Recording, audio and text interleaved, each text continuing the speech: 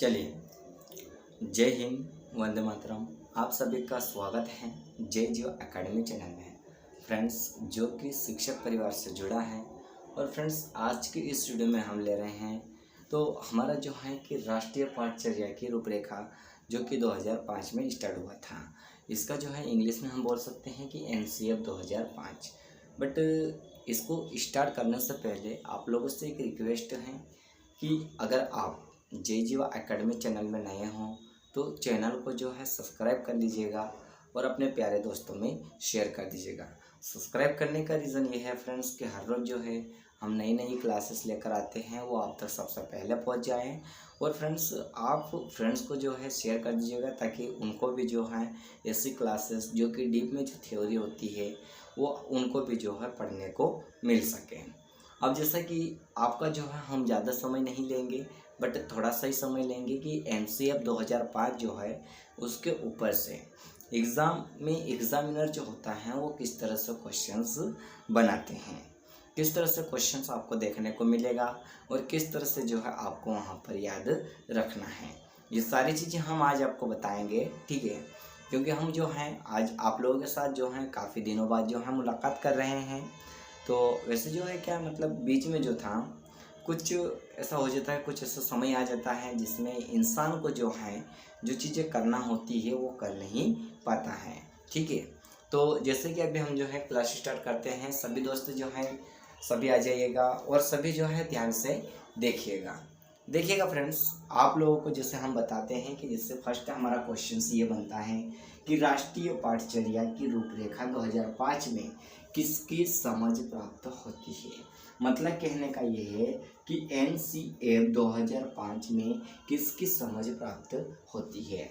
अगर आपको एग्ज़ाम में ये देखने को मिल जाए कि NCF 2005 में किसकी समझ प्राप्त होती है या राष्ट्रीय पाठचर्या की रूपरेखा 2005 में किसकी समझ होती है, तो आपको क्या याद रखना है। तो किसकी समझ होती है फ्रेंड्स, तो वो होती है रचनावाद की। किसकी होती है? रचनावाद की, ठीक है। आपको देखिए, अगर इसमें राष्ट्रीय पाठचर्या की रूपरेखा 2005 भी दे सकता है या NCF 2005 भी दे सकता है। तो इसमें अगर आपको पूछ ले कि किसकी समझ होती है तो उसमें आपको ये याद रखना है कि रचनावाद की, ठीक है। ये फर्स्ट क्वेश्चन इस तरह से बनता है। अब NCF से जो है सेकेंड क्वेश्चन कैसा बनता है उसको भी थोड़ा ध्यान से देखिएगा, क्योंकि फ्रेंड्स आपको जो है हम इम्पोर्टेंट जो टॉपिक होते हैं उसी के जो इम्पोर्टेंट टॉपिक होते हैं वही हम आपके साथ जो है मतलब वीडियो बना के आप तक पहुंचाते हैं। क्योंकि अभी देखिएगा NCF से आपको CDP, EVS और हिंदी और आपको जो है हिंदी मैथ और आपको फ्रेंड्स जो हिंदी मैथ और आपको एक कौन सी बची है इंग्लिश या संस्कृत। तो ये जो जितने सब्जेक्ट होते हैं इसमें आपको NCF 2005 से क्वेश्चन को देखने को मिलते हैं। अब जैसे सेकेंड क्वेश्चन क्या बनता है, तो सेकेंड क्वेश्चन को थोड़ा ध्यान से देखिएगा ताकि वो भी एग्ज़ाम में आ सकता है। क्योंकि एग्जामिनर का जो है कहीं से भी क्वेश्चन उठा के देने का काम है और आपका काम होता है फ्रेंड्स कि उसका जो है जवाब आपको वहाँ पे राइट करके आने का। तो जैसे कि आप देखिएगा सेकेंड क्वेश्चन की राष्ट्रीय पाठचर्या की रूपरेखा 2005 के अनुसार एक शिक्षक की भूमिका कैसी होनी चाहिए। किसकी? एक शिक्षक की भूमिका कैसी होनी चाहिए।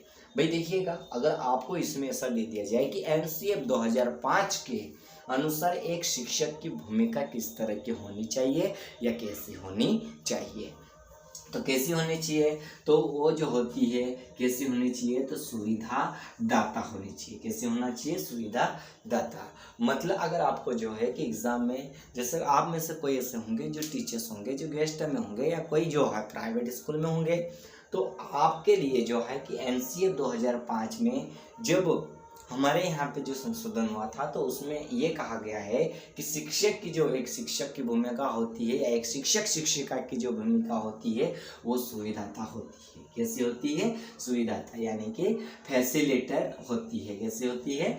फैसिलेटर होती है, ठीक है ना।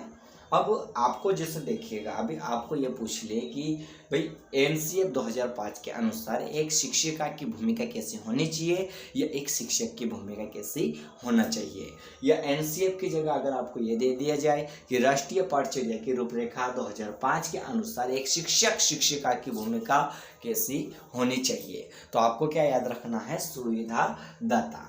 अब उसी तरह इसका जो है एक थर्ड क्वेश्चन से आता है, ये हर बार आपको देखने को मिलता है फ्रेंड्स, ये वेरी इंपॉर्टेंट क्वेश्चंस हैं, इसीलिए आज जो है हमने इसके ऊपर से स्पेशल क्लासेस बनाई है। अब एनसीएफ का जो है, एनसीएफ का आपको एग्जाम में ये पूछ लेता है कि एनसीएफ का जो है फुल नेम मतलब पूरा नाम क्या होता है, तो अगर हिंदी में पूछ ले तो हिंदी में आपको क्या रखना है, राष्ट्रीय पाठ्यचर्या की रूपरेखा।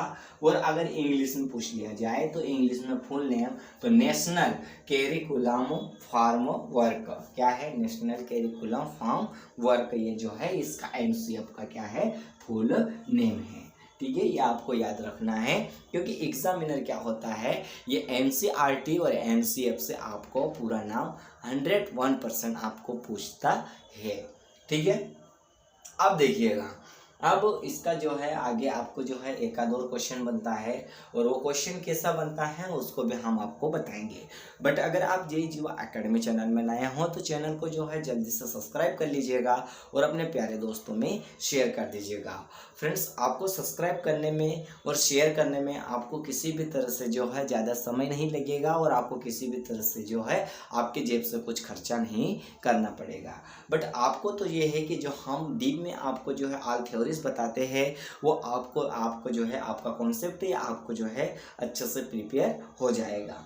अब जैसे हम मतलब आगे बताते हैं, आगे हमारा क्वेश्चन क्या है कि एनसीएफ 2005 के अनुसार क्या है, एनसीएफ 2005 के अनुसार अंग्रेजी सीखने का उद्देश्य होता है, मतलब एनसीएफ 2005 के अनुसार जो है बच्चों को अंग्रेजी सीखने का जो उद्देश्य होता है वो कैसा होता है, ये राष्ट्रीय पाठ्यचर्या की रूपरेखा 2005 के अनुसार अंग्रेजी सीखने का उद्देश्य किस तरह का होना चाहिए, तो वो किस तरह से होना चाहिए, तो फ्रेंड्स वो जो होना चाहिए तो बहुभाषावाद होना चाहिए। कैसा होना चाहिए, बहुभाषावाद। अब बहुभाषावाद मतलब इसमें जो हो सकता है कि 2 से 3 भाषाओं को एक साथ मतलब बच्चे को आना चाहिए। अगर बच्चे को 2 से 3 भाषा आती है तो वो अंग्रेजी जो है आसानी से सीख पाएगा, नहीं तो बच्चे को अंग्रेजी सीखने में मुश्किल या कठिनाइयों का सामना करना पड़ता है। ठीक है, अब ये जो था हमारे मतलब जो है हमने एनसीएफ यानी कि हमारा जो है राष्ट्रीय पाठ्यचर्या रूपरेखा से हमने जो है क्वेश्चंस आपको किस तरह से आते हैं ये सारी चीज़ें हमने ली है। अब एक और ऐसा क्वेश्चंस बनता है कि एनसीएफ 2005 किस पे बल देती है। अब ये एग्ज़ाम में अगर आपको क्वेश्चन एग्ज़ाम में देखने को मिल जाए कि एनसीएफ 2005 बल देती है तो किस पे बल देती है, या किस तरह से जो है एनसीएफ 2005 में बच्चा सीख सकता है, तो किस तरह से सीख सकता है, तो आपको जैसे याद करना रहेगा कि करके सीखना क्या है, करके सीखने पर जो है एनसीएफ 2005 जो है क्या करती है, बल देती है किसके ऊपर, यानी राष्ट्रीय पाठ्यचर्या रूपरेखा जो 2005 है वो बच्चों को जो है बल देती है, तो वो करके सीखने पर बल देती है। मतलब बच्चा कैसे सीखता है, तो करके सीखता है। मतलब वो क्या है, जैसे मतलब आप बच्चे को जो है कुछ मतलब आप देते हो, ठीक है, तो आप उसमें बच्चे को जैसे नकल करने को देते हो, राइटिंग करने को आप देते हो, या उसमें बच्चों को आप कुछ सवाल देते हो, तो बच्चे जो है उसको प्रैक्टिस करता है, करके देखता है ना।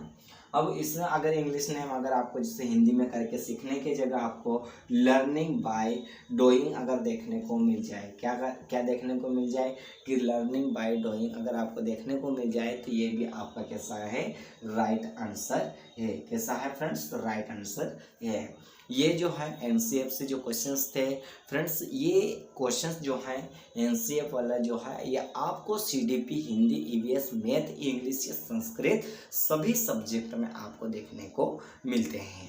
तो इसीलिए फ्रेंड्स आज ये जो थी हमारी स्पेशल एनसीएफ से क्लास थी। ठीक है, आप लोगों को क्लास कैसी लगी आप कमेंट करके बताइएगा। और फ्रेंड्स अगर आप जय जीवा एकेडमी चैनल में नए हो तो चैनल को जो है सब्सक्राइब कर लीजिएगा और अपने प्यारे दोस्तों में शेयर कर दीजिएगा। तो फ्रेंड्स अब हम मिलते हैं नेक्स्ट क्लास में, तब तक के लिए फ्रेंड्स आप सभी को शुभ रात्रि, गुड नाइट एंड फ्रेंड्स जय हिंद फ्रेंड्स।